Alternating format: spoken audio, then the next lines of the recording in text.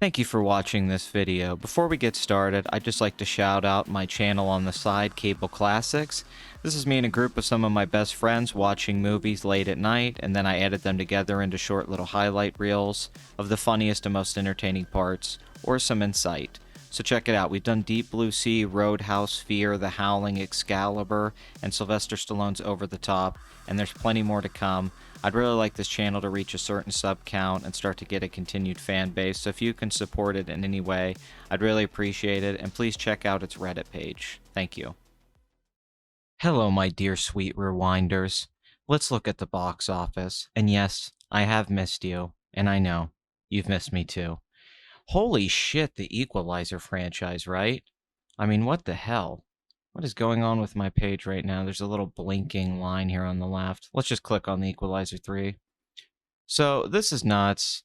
Another 30 million plus opening weekend for this franchise. 42 million over the Labor Day holiday weekend. 68 million worldwide for the Denzel Washington new release. Denzel Washington has to be the most consistent box office draw for, I want to say, the boomer Gen X crowd of the last 15 years, if not longer.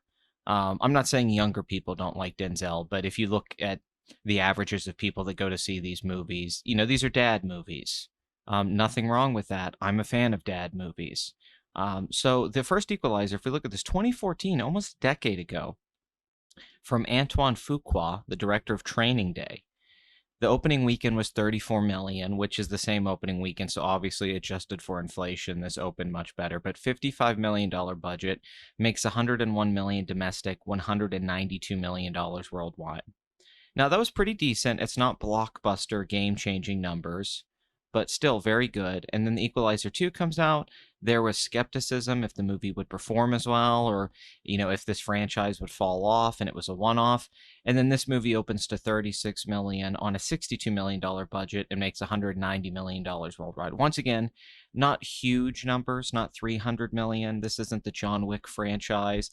This isn't the Taken franchise, but they still made money off this movie. And then you have to factor in home video.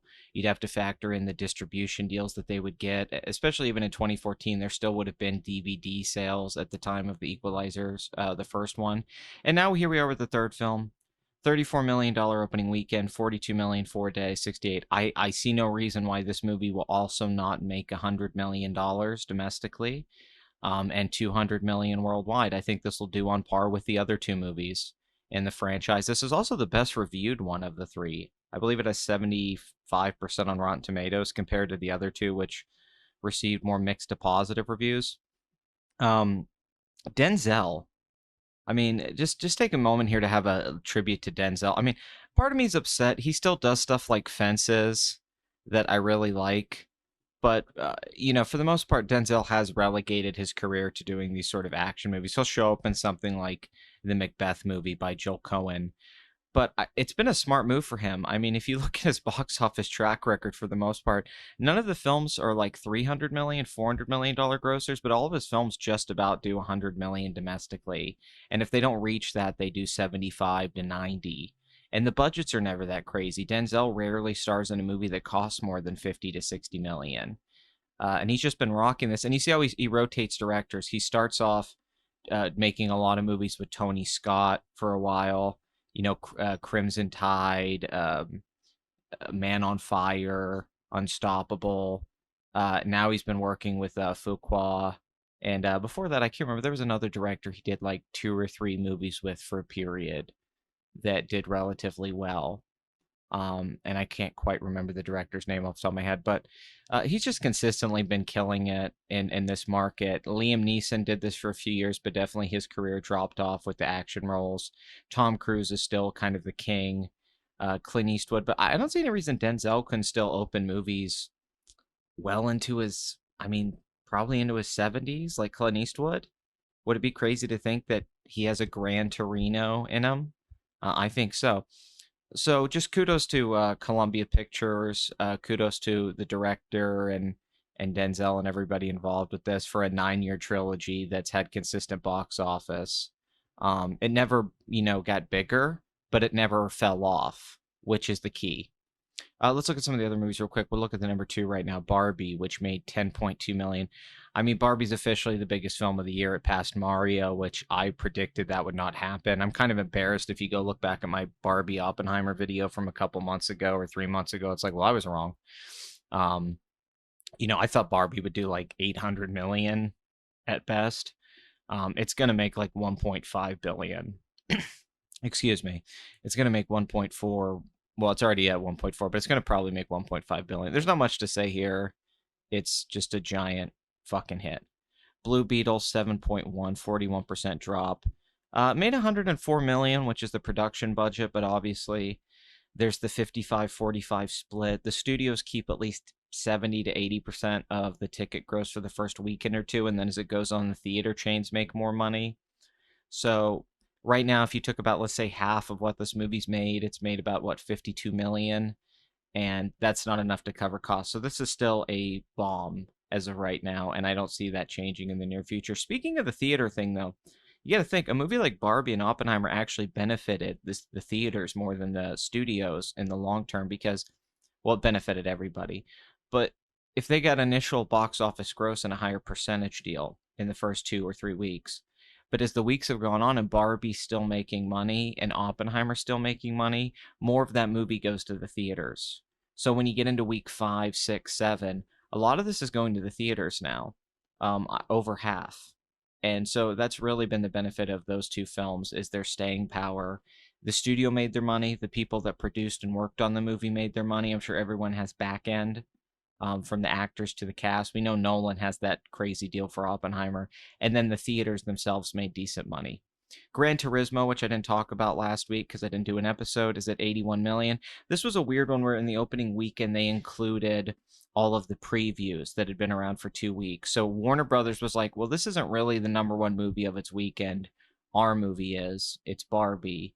But Gran Turismo got to claim the number one spot. Feel about that as you will. But it's already dropping significantly. The Neil Blomkamp film. I can't think of a modern director that's had a more disappointing career for me than Neil Blomkamp after District 9. Really fucking big disappointment. A Sony movie. Not a bad idea for a movie. Just think they didn't quite pull it off. Oppenheimer is blowing my mind. $853 million. What the hell? It opened in China finally, where Nolan has a significant audience. I mean, this is definitely going to make 900 million. People are talking about $1 billion. I still am not sure if $1 billion's possible. This would have to hold significantly well every weekend going forward. I'm talking like 30% drops. I just don't know. It's hard to tell. It depends on how well China holds, and the Korean markets and so on. I mean, $1 billion's possible. I've said it before. But it seems more possible now than it ever was. But even if they don't reach $1 billion, 850 million for $100 million movie, I don't know what Nolan's made off this. He's made definitely over 100 million himself. I don't know what the studio's going to make on this. I'd have to guess around 200 million, so far in net profit. It's just really crazy to see this box office number. It just keeps going up. The international number, 542 million. This is officially bigger than Inception. I want people to understand that. Adjusted for inflation, throw that out the window. We're not talking that. This is a bigger movie now than Interstellar, Inception, Prestige, Dunkirk, Tenet, all of them, except 2 Batman movies, except for Dark Knight and Dark Knight Rises. This film is a higher grossing film than all of that. And just internationally, the number is astronomical. I mean, I don't see how this doesn't reach 600 million internationally.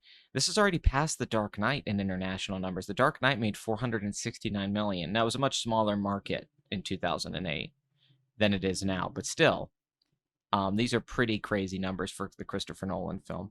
Ninja Turtles Mutant Mayhem continues to do okay domestically, 107 million, but internationally still not bringing in big numbers to cover its budget. Bottoms, the lesbian fight club high school movie, is doing well theater per averages. It's only in 10 theater. Well, that was the opening. Now it's in 715 theaters and it's grossed 4.5 million. The budget on this is estimated somewhere around $11 million. Meg 2 The Trench is, I'd say, officially a decent hit at 376 million. Domestically, it's not performed as well as the first movie, but which made 530 million, by the way. But this should make 400 million, and on a budget of 130, I'd say this is a hit. Strays is a bomb. Talk to Me is doing well for its budget. Haunted Mansion still a bomb. Mission Impossible: Dead Reckoning, 560 million, still a bomb. I hate to say it, it might break even at some point with post deals and money. Elemental, 480 million. Maybe we can start to say Elemental's in that break even territory. It's getting close.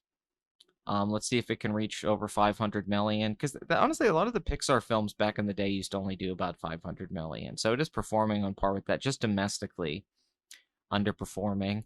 And I don't see much else to talk about here. Everything else has been out for long enough now. And there's like Indiana Jones, like 382 million worldwide. There's a world where that domestic number of 174 million would have been the opening weekend for this film.